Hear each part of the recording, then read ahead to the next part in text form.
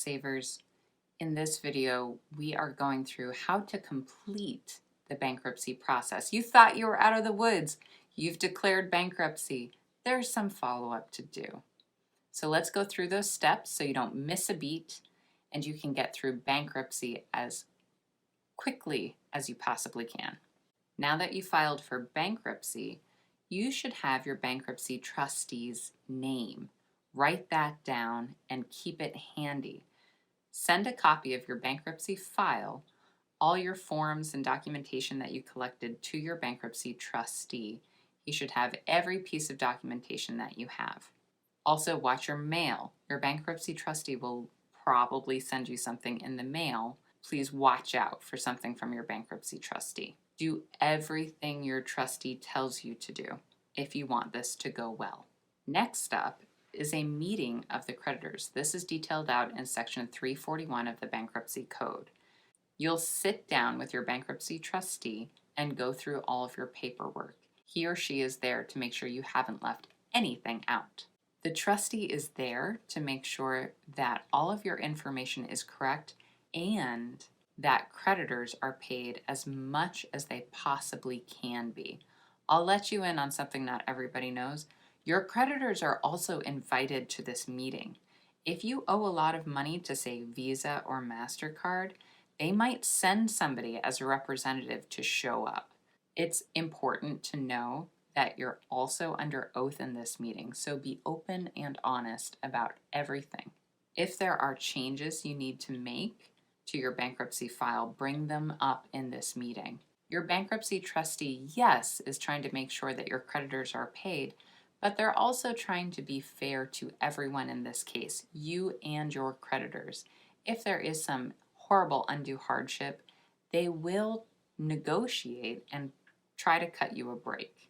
The meeting of the creditors is also a time for you to bring up any debt that you think is misassigned to you, any debt that you don't think is legitimate.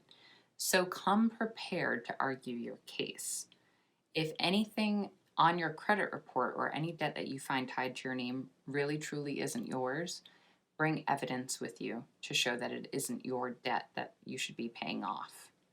If you have co-signed any loans, you cannot have those dismissed from your case.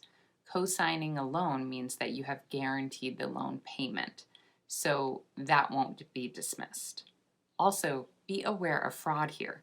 Just because you're filing for bankruptcy does not mean that you can run up your credit cards. Your creditors might show up to the meeting of the creditors just to point out that you have run up your credit card bills and are trying to offload some debt that you incurred on purpose.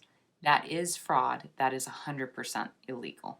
If you're filing for Chapter 13 bankruptcy, your creditors might show up to argue about when they should be paid their due. See, during the meeting of the creditors in Chapter 13 bankruptcy, all of your debts will be ranked in order of when they will be paid. Creditors like to be paid sooner rather than later, so they might show up just to argue when they should be paid. If the trustee doesn't believe that your creditors will be paid enough, they could object to the plan. Then you'd have to go before a judge and have your bankruptcy case reviewed. After your meeting of the creditors, your bankruptcy case will be in processing. Processing takes a few weeks, and in this time you have to go through a second course called the Debtor Education Course. This course is about $25 as well, although that's variable per state and income. You can have this fee waived as well if you don't make enough money.